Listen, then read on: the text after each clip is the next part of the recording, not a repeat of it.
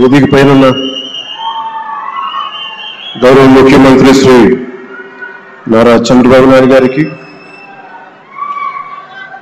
Bofors కుంభకోణాన్ని బయటికి తీసుకొచ్చిన Hindu managing director, ఒకప్పుడు ఎడిటర్గా పనిచేసిన శ్రీ ఎన్ రామ్ గారికి, రాజస్థాన్ పత్రిక చీఫ్ ఎడిటర్ ఓనర్ అయిన శ్రీ గులాబ్ కుటారి గారికి, చిత్ర పరిశ్రమ అతిరథ మహారథులందరికీ, శ్రీ రామాచార్య గారి కుటుంబ సభ్యులు, వారి అబ్బాయి శ్రీ సుమన్ గారికి, శ్రీమతి శైలజా కిరణ్ గారికి, శ్రీమతి విజయేశ్వరి గారికి, రామాచార్య గారి మనవలకి మనవరాలకి ప్రత్యేకించిన హృదయపూర్వక నమస్కారాలు. ముఖ్యంగా ఆయనతో పాటు వెన్నంటే ఉన్న ఆయన ఈనాడు పత్రికా కుటుంబానికి, జర్నలిస్ట్ కుటుంబానికి, వారందరికీ కూడా నా ప్రత్యేక హృదయపూర్వక నమస్కారం. రామోజీరావు గారి గురించి అందరూ చెప్పిన దానికంటే కూడా నాకు నా పర్స్పెక్టివ్లో, నా అనుభవంలో నేను చూసిన రామాచార్య గారిని మీ కొద్ది సంఘటనలు పంచుకుంటాను. రామాచార్య గారు నాకు సినిమాలు ఉన్నా కానీ నాకు పరిచయం లేదు. ముందు ఆయన స్టూడియోస్లో చేసినా కానీ ఫస్ట్ టైం పాలిటిక్స్కి ఎంటర్ అయిన తర్వాత 2008లో ఆ సమయంలో ఆయన కలవటం జరిగింది. ఆయన మాట్లాడే విధానం చాలా నిక్కచ్చిగా, ప్రజల పక్షపాతాన్ని. ఆయన మాట్లాడుతున్నంతసేపు నాకు మైండ్లో ఒకటే అనిపించింది, మనసులో జర్నలిస్టిక్ వాల్యూస్ని కాపాడటానికే ఆయన ఉన్నారు. ప్రజాక్షేమం, ప్రజా సంక్షేమం, ఈ పర్స్పెక్టివ్లోనే, ఈ కోణంలోనే ఆ చర్చ జరిగింది. నన్ను ఒకేసారి ఆయన 2019లో ఒక లంచ్కి ఆహ్వానించారు వారి కుటుంబ సభ్యులతోటి. ఆ రోజు ఆయన మాట్లాడింది దేశ పరిస్థితులు, ముఖ్యంగా పత్రికా స్వేచ్ఛ గురించి, పత్రికా రంగం ఎంత కీలకమైంది. ఆయన ఎప్పుడూ కాంప్రమైజ్ అవ్వలేదు.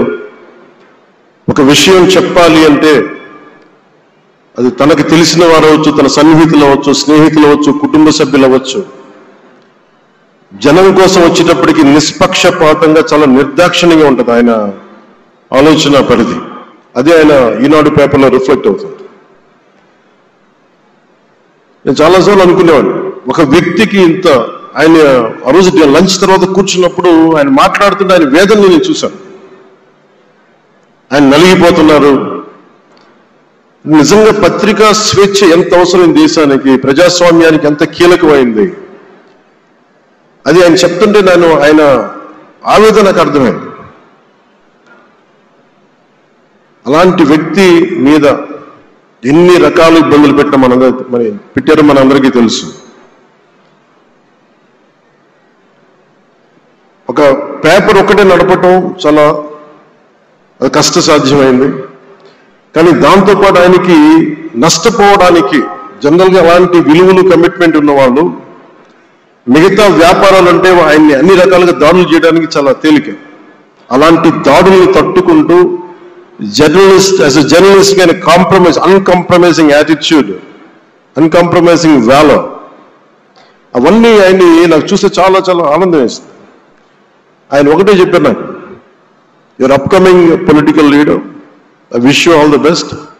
నీ జీవితంలో కాంప్రమైజ్ అవ్వకు, what ever you believe in, నువ్వు ఏదైతే నమ్ముతావో దాన్ని త్రికరణ శుద్ధిగా చేయని చెప్పి ఆయన చెప్పింది ఈ రోజుకి మర్చిపోలేవు.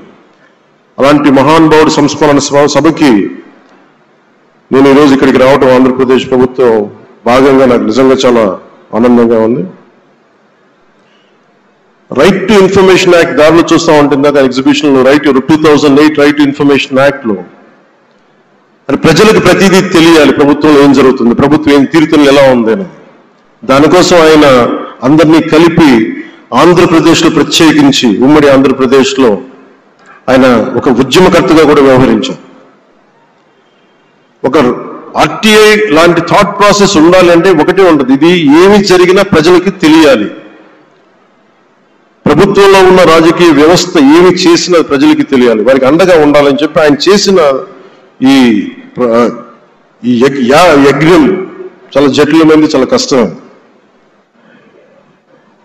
పత్రికా రంగంలో విస్తరించిందే కాకుండా సినిమా నిర్మాణ రంగంలో కానీ, స్టూడియోస్ కానీ, హోటలియర్గా కానీ ఇవన్నీ చాలా చేసి ఉండొచ్చు. కానీ ఆయన క్రక్స్ ఆఫ్ రామోజీరావు గారిది మోస్ట్ ఇన్స్పిరేషనల్ జర్నలిస్ట్.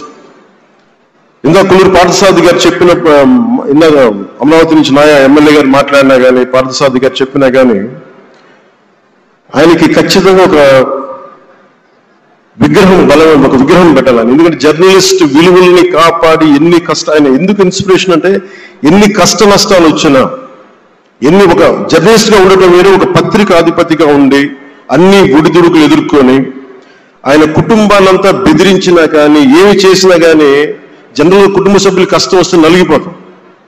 కానీ అది కూడా దాటుకొని నేను నా జర్నలిస్ట్ వాల్యూస్ నేను కాంప్రమైజ్ అవును, ఏదైతే జరగనని చెప్పి ఆయన కూర్చోబెట్టి at the cost of his family members also he vent ahead and uphold the journalistic values. వారికి దానికి చాలా చాలా సాహసంగా నాకు చాలా ఆనందం వేసింది. ఆయన ఆఖర్లు ఎలక్షన్ రిజల్ట్స్ వస్తాయి, ఎప్పుడు వస్తాయి వీటన్నిటి అనుకున్న టైంలో నేను ఒకటి అనుకున్నాను, ఆయన ఆరోగ్యం క్షీణిస్తూ ఉంది, బాగుండు, ఆయన ఈ విజయ వార్త వింటారా లేదా అనేది నేను ఒకటి ఆలోచిస్తూ ఉన్నాను. సో నేను శ్రీమతి శైలజ కిరణ్ గారిని, సుమన్ గారిని, శ్రీమతి విజయశ్రీ గారిని అడిగినప్పుడు నేను ఒకటి అడిగాను, ఆయన విన్నారా అండి, ఆయనకి మాటలు వినిపించినాయా?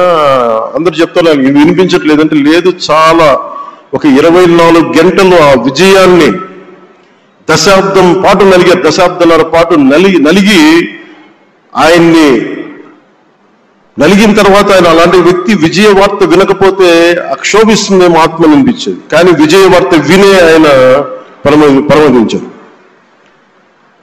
అందుకు నాకు చాలా ఒక తృప్తినిచ్చింది.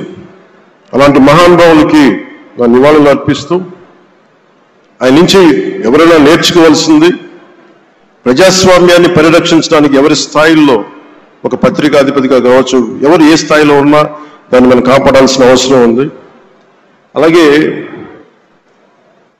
ఆయన జర్నలిస్టిక్ వారసత్వ ప్రవాహం అంటే ఉదాహరణకి ఈనాడు, ఈటీవీ తాలూకు ప్రెజెంటేషన్ ఆఫ్ న్యూస్ చాలా న్యూట్రల్గా, అన్బయాస్డ్గా ఉండదు. ఏదైనా విషయం చెప్పేటప్పుడు నా గురించి ఎంత రాస్తారో, నన్ను తిట్టాలనుకున్నప్పుడు అంతే తిడతారు. అంటే నువ్వు చేసే పనిని బట్టే గుర్తిస్తారు తప్ప నాకు తెలుసు కదా అని చెప్పి మళ్ళీ దానికి ఫేవరెటిజం ఉండదు. అది తెలుగుదేశం పార్టీ కావచ్చు, ఇంకొక పార్టీ కావచ్చు, కాంగ్రెస్ కూడా కావచ్చు. కాంగ్రెస్ చేస్తే కాంగ్రెస్ని ఆయన్ని పైకెత్తిన సందర్భాలు ఉన్నాయి. అలాగే ఏ పార్టీ తప్పులు చేసి నచ్చని ప్రజలకి ఇబ్బందికరమైన సంఘటన జరిగినప్పుడు ఏం మాత్రం వెనకాడకుండా ఫ్రంట్ పేజీలు వేసేవాడు. ఫ్రంట్ పేజీలు మరీ చాలా బలంగా చేసేవాడు. సో అందుకే నాకు అనిపించింది ఒక జర్నలిస్టిక్ వాల్యూస్, ఆయన తాలూకు వారసత్వ ప్రవాహం ప్రతి జర్నలిస్టు పుణికిపుచ్చుకోవాలి, తీసుకోవాలి. ఒక నది ఒక ప్రవాహం వెళ్తున్నప్పుడు మన స్థాయి, అది నువ్వు ఒక చిన్న బకెట్తో తీసుకుంటావు, చెంబుతో తీసుకుంటావు, ప్రవాహంలో నీళ్లు ఉన్నట్టుగా రామోజీరావు గారి జర్నలిస్టిక్ వారసత్వ ప్రవాహాన్ని మనం ఎంత తీసుకుంటాం అనేది మన స్థాయిని బట్టి ఉంటుంది.